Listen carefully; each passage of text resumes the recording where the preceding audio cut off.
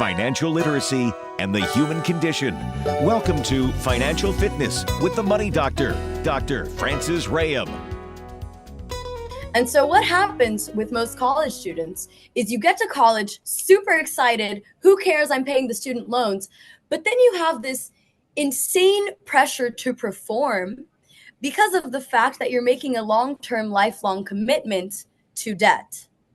What happens with most college students? Hi, it's Francis. I just wanted to take a minute to thank you for watching this video. If you're catching us on YouTube, please help us help others by clicking like, subscribe, and all notifications so you don't miss any videos. And check back for the next video. I think you're going to love it. Thanks again. For more information, you can visit us at hugyourmoney.com. Welcome to Financial Fitness. I'm Jess Tyler, along with the Money Doctor, Dr. Francis Ram. Hi. Hi, Jess. How are you? I'm good, and we're excited. We have guests today, more than one. Yes, you'll recognize the gentleman in the upper left-hand corner as Senator Michael D. Brown. He's been here several times, and we're so happy to have him back. So welcome, Senator. Thank you. And in the lower left-hand corner, this young, beautiful, smart person is now Senator Brown's newest co-host, Liberty Jones. So we thank you for joining us, Liberty. Hi, everyone. Thank you for having me. You see, you love her immediately, right? That's how it Aw. works. That's how it works. So if it looks like we're looking through a wide lens today, that's the point. I think if we don't ask Jess her age, we probably have 4 generations on the screen. And so if we don't agree on everything, we're off to a good start. That would be the idea, that we don't agree on everything, right? So I wanted to get Liberty Jones's perspective today because she brings a fresh, candid perspective from the Gen Z-ers. And I thought it would be fun and interesting after meeting her when I was a guest on their show to, get the skinny on the pressures of student debt, the rising costs of living, the social media expectations, those kinds of things. So I'm really excited to get her insights about what's really happening on the ground. Let's see, where should we start? Well, let me just give just a tiny little segue back to Senator for a minute. There's a reason that you are his new co-host on the show. Barack Obama called you what? Called me, he said, even without a vote, I was always a strong advocate for DC residents. And I wanted Liberty to be on the show because I think we need that perspective, especially as a Democrat. We've lost young people. Also, it's just coincidentally that she happens to be brilliant, and that doesn't hurt. The only problem is that I have to explain all my references to her. And likewise. Like I talked into my Apple Watch and said I felt like Dick Tracy, and there was just a blank look on her face. So I have to explain that stuff. But other than that, she's delightful, she's charming, and she's brilliant, and that's why she's on the show. But it really has added so much. Aww. The pressure's on, Liberty. The pressure's on. It is. So I want to start with the student situation. The senator has a master's in public policy from University of Maryland, if I'm correct, right? Yep. Is that correct? Yep. And you are? I'm getting my Bachelor of the Arts. Good for you. Where are you? Sociology. In sociology. I love it. And where are you studying? So I'm studying at George Washington University. I'm actually a double major in political science and sociology. Of course, and a minor in criminal justice because right. We're trying to make change. I love it. So talk to me a little bit about what that's like for you. What's the environment like at the university when it comes to your friends maybe talking about money or stress or how they feel about life? I'll let you pick where you want to start. So I want to start actually with telling you a short story, because I think this is the best way to encapsulate the amount of pressure that we're feeling right now as college students. I had a friend who we went to high school together out of the country because we're traveling all around with our parents. And we ended up leaving a foreign country to come to college here. And so this was really hard for both of us. We were like, yes, we're going to do it. We're in DC, the city to be. We are both change makers. We both have very similar stories, similar lives, international students going back to the US. And he came to the same university as me, George Washington, as a physics major, which is a very, very hard degree to get. Very hard. I came as political science, and here there's a lot of think tanks, so it was perfect for him. I'm right next to the White House, so it was perfect for me. And during the time he was here, and obviously this person is nameless, so I feel comfortable sharing this information, but he went through a really difficult financial situation with his family, where his dad was no longer to pay the tuition as easily as he was before. And this created an intense amount of pressure for him. And so what happens with most college students is you get to college super excited, who cares, I'm paying the student loans, but then you have this insane pressure to perform because of the fact that you're making a long-term, lifelong commitment to debt. Not only that, but your parents are making a long time commitment to debt. And so I came with a little more scholarship. He didn't. He was really facing a lot of pressure. What happens with most college students? Marijuana is introduced with freedom. And so him, along with other friends I have who came to university, some of them with full rides, with beautiful, beautiful major in journalism, major in computer science, major in physics, with all of this inspiration and effort to put into the world, they're dealt with immense pressure of having to perform, being that they're committing to, I want to say, a gamble of money on their parents and on themselves. And because of that, when they're faced with the freedom of wanting to express life, they obviously start to smoke marijuana because it's what levies. And I don't want to make this about that, but it's what levies the pressure.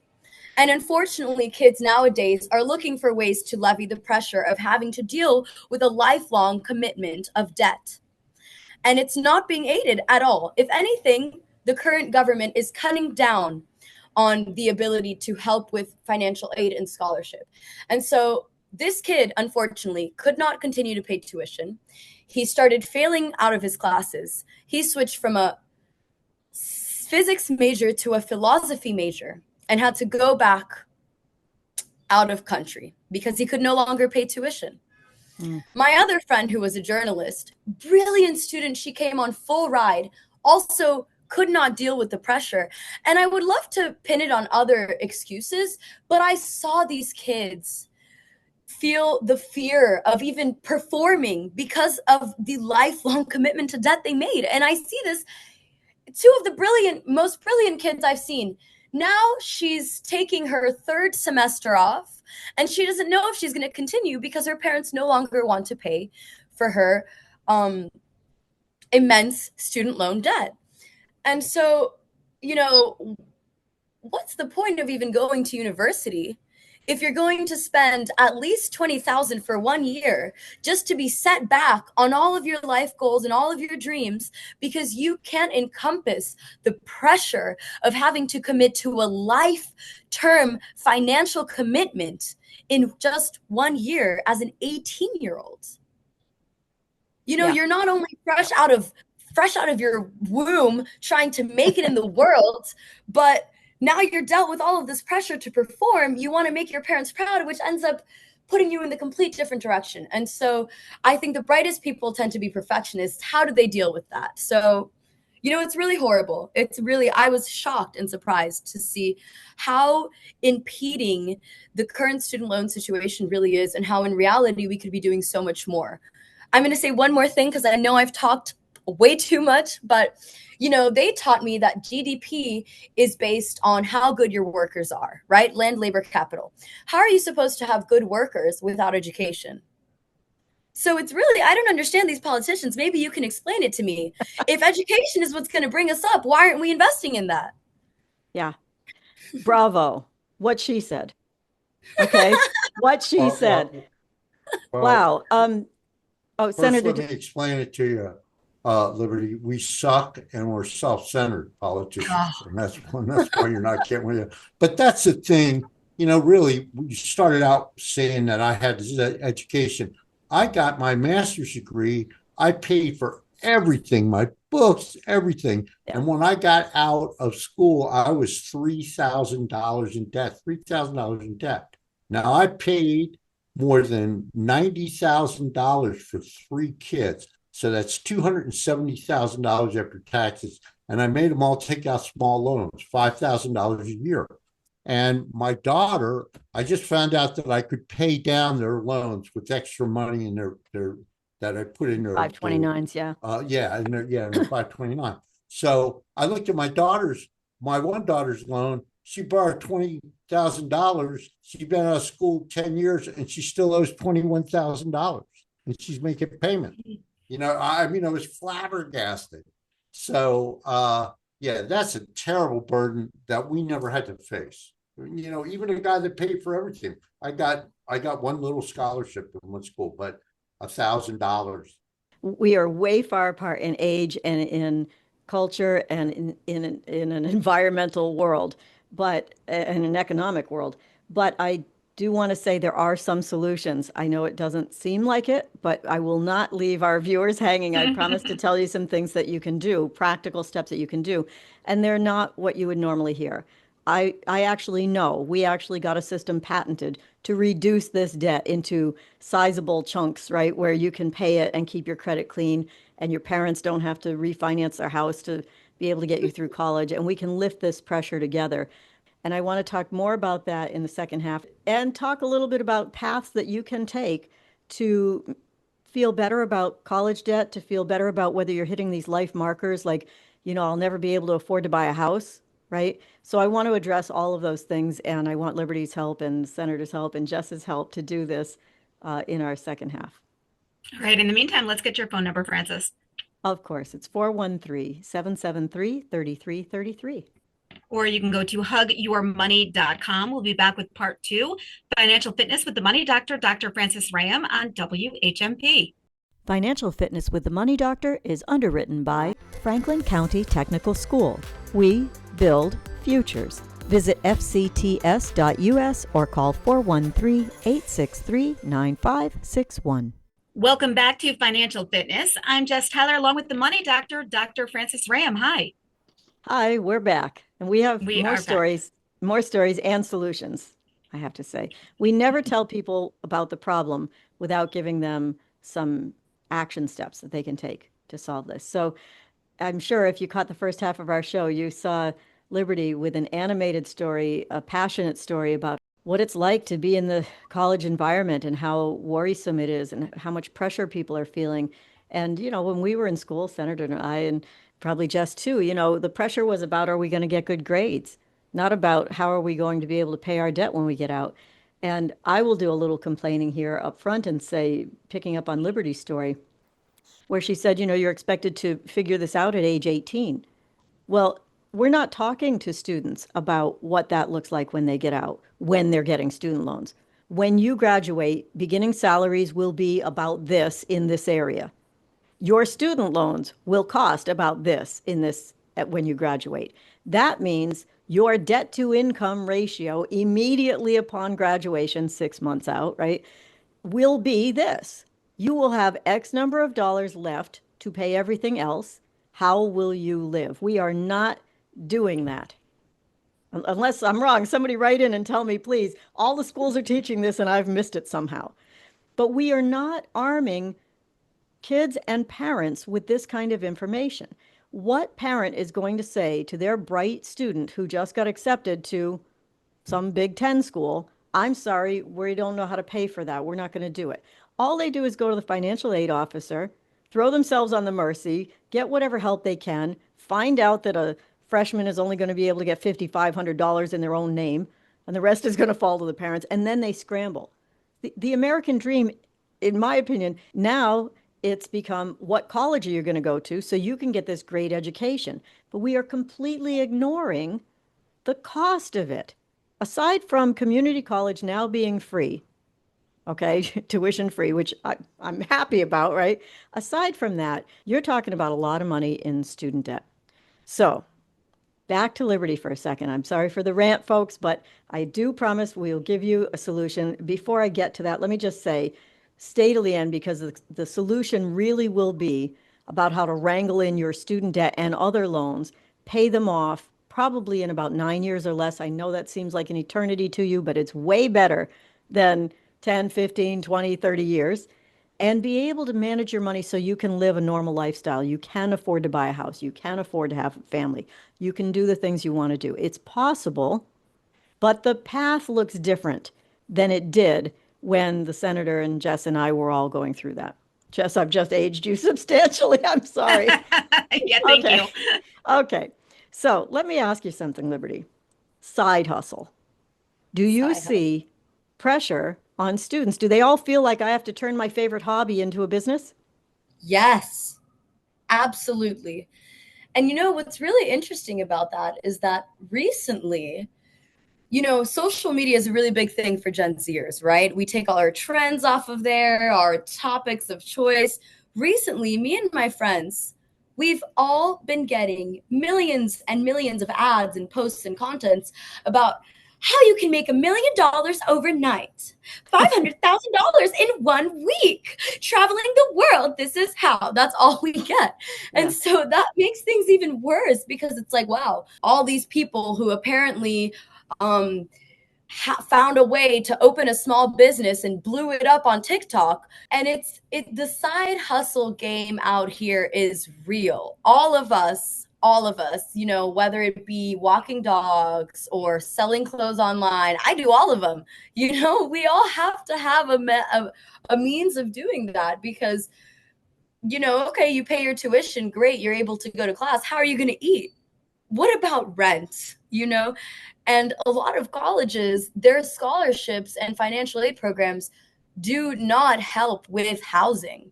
So that's also a big consideration, right? But yeah, social media really has been pushing us towards pressure as well, I must say, and towards the possibility of reaching unviable goals, which is very demoralizing. Yeah. What I'm wondering is, does the exposure to social media cause you to feel like your life should compare to everything else you see? And therefore your expectations become skewed instead of realistic. Absolutely. I Yeah. completely agree. I would agree with that. And I think that, this is America. What we're talking about, this has always been the modus operandi, right? When we had TV, I didn't grow up with social media, but still there was TV and magazines and all this stuff pushing images of success and what the advertiser wanted you to think was success. But now they have a means to deliver it.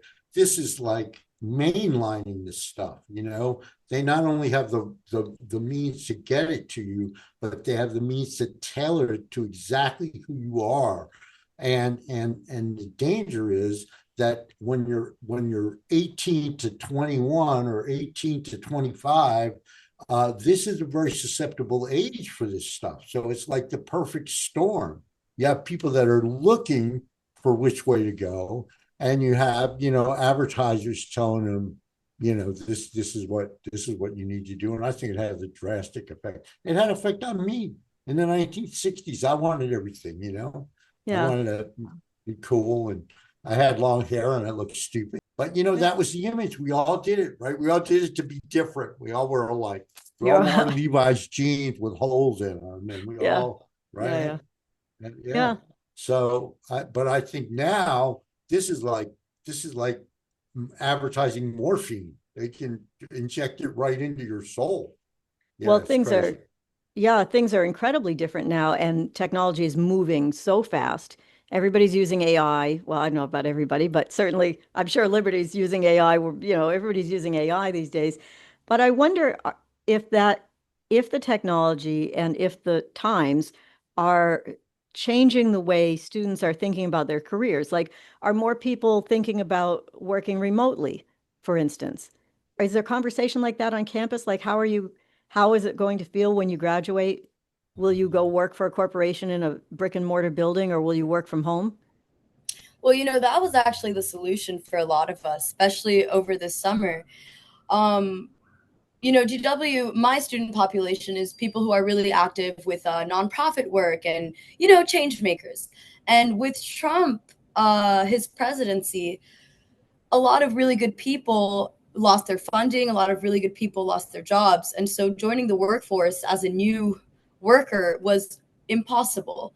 And a lot of us, we were like, that's the future. We need to find a remote job. You can work from anywhere. There's always going to be a remote job. And so I'm doing that right now. I have a remote job, but that was the solution for us, really. Yep. Yeah, because you could be earning an income that is commensurate with a more expensive place like New York City or San Francisco, but you could be living in a much less expensive area. It's one of the solutions I was going to mention. It's a way to broaden that gap between what's coming in and what's going out of the household. And in that way, you can save more to start to meet your life markers, like buying a home or starting a family or starting a business, or even just surviving while you're in college, right? We talked a lot about social media and the spending. It encourages you to spend on everything. I mean, things you never thought you knew you needed, right? are right there in front of you to spend.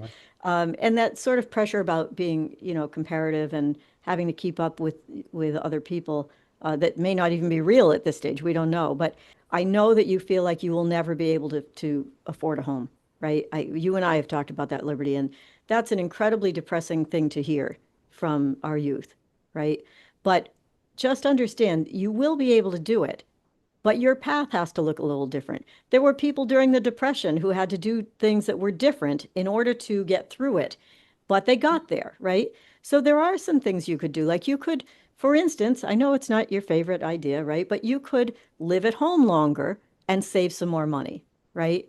I want to point out that maybe buying a house is not your only path to wealth either, right? Yeah. You could rent and invest somewhere differently. You could do what Liberty is saying, maybe have a remote job where you collect a salary as if you were in an expensive city, but live in a less expensive place to be able to manage your finances. Above all, if I could give one tip to people, start a saving or spending tracker. Even if it's small, just start something and pay attention to it. It's a very practical step. It's the hardest thing to do when you're feeling like things are impossible. But they're not impossible. They just take a different path. They require a different path to make it work. We talked about the student debt and having to wrangle in your debt and get this pressure off of you. And I can't close the show without talking about that. Without being a sales pitch, we have patented a system because it works and because it was different than anything else. And what it does is it takes your payments, the payments you are already having to make, whether you're making them or your parents are making them, even if they're in a payment program, even if they're very tiny. It takes your affordable payments and it organizes them in such a way that your credit stays clean, because you're going to need that, and it speeds up that timeline. So by layering all of your debt together, we put it in a blender, right? And we take all these interest rates that are 8%, 12%, 20%, whatever they are, we blend them all up without refinancing. I know it sounds wacky, but you just have to go and learn about it. It's possible. Without refinancing, without harming your credit, we blend them all up and we spit out what we call hug effective interest rate, which is usually less than 3% for most of our people. All that means is because we can pay off all of your debt when we organize it and apply our system to it, because we can pay it off so quickly, you pay way less in interest and you get out of debt so much faster. It is not like any of the other programs you see where they say settle your debt or consolidate your debt, or it just works with what you've already got. So it is possible. I didn't want to spend the whole show talking about it, but I don't want people watching this show to just feel like all we did was complain about it. We didn't give them any solutions. I promise you there's a way to do it.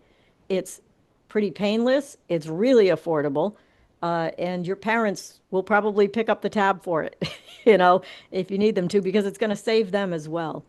I do want to give both the senator and Liberty a closing argument, if I may.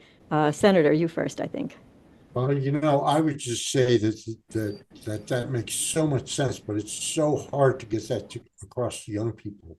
We have to convince them to do that. We're like, I mean, it's such a simple solution, but they got bigger fish to fry right now. They're young and they're not thinking about money. And while you were thinking about being a good student, I was thinking about finding the best party when I was in college. And a lot of kids are like that. That's Look, common. my wife's a lifelong learner, and she's a teacher, and she doesn't understand that kids like me that were in high school, all we wanted to do was get out. We didn't want to learn anything. We just wanted to get out. And so I think this stuff is dangerous. Working from home is a beautiful idea, but we have a democracy, and it further separates us from each other. So I don't know what damage that'll do over time. If you turn out like Liberty, though, you're doing it okay. Thank you. Liberty. Well, I agree. We complain so much. I think we have to be a little optimistic. And I think that even though our generation is facing a lot of financial battles and economic challenges, we are incredibly resourceful and we are very creative. And I think that's something I'm really proud of us Gen Z-ers for. And I know that we'll be able to navigate this and rewire the system to meet our needs if we have to. I hope so. I think you're right. And I just want to say it is hard for people of all ages to face monetary issues. Everybody. It isn't just young people. I see it every day. So don't do it. Don't face your monetary issues. Make one decision. I'm going to get some help somewhere. Doesn't have to be us, but that's all I'm going to do. I'm going to reach out to somebody who's professional, who knows more than I do about this, and I'm going to let them give me information, guide me, and I will make my own decisions. But that's what I need to do, because you will never solve this. It's like saying that you need open heart surgery and you're going to have to figure out how to do it before next week. It's not going to happen. You're going to go to a good surgeon. You're going to put your life in their hands. You're going to ask for good information and make an informed decision. That's what I think is the most important thing for everybody. Don't take one snippet of something we said, go get some help, and then make the decision. So I really wanted to thank both Liberty and the Senator for sharing your perspectives today, and for Jess for anchoring this. She's always so polite, and if she has something big, she pops in and says it. But otherwise, she's a really great listener. And, it was just refreshing to get the Gen Z experience from somebody on the ground. And Senator Brown, as always, it's wonderful to have you here again. And so I thank Senator Brown and Liberty Jones and Jess Tyler. And for this conversation, this is what we do. We make money better, one conversation at a time. And do you guys want to give out your podcast? Yeah, our podcast is Shadow Politics. We talk about what's going on in the world, and mostly we bring experts in to talk about the way they feel about things and their perspective, because we don't want to tell people how to vote. We just want to make people think again. We want to make America think again. Shadow Politics, Sunday, 7 p.m. Excellent. Frances, can we get your phone number? Of course. It's 413-773-3333. And you can go to hugyourmoney.com. We'll be back next week with another edition of Financial Fitness with the Money Doctor, Dr. Frances Ram on WHMP.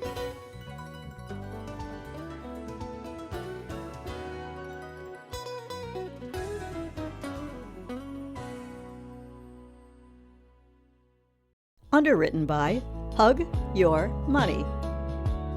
Mission granted, chase your dream. Hug Your Money, where financial wellness gets personal. Will you help us spread the word about financial fitness? Please like, subscribe, and choose all. Thank you.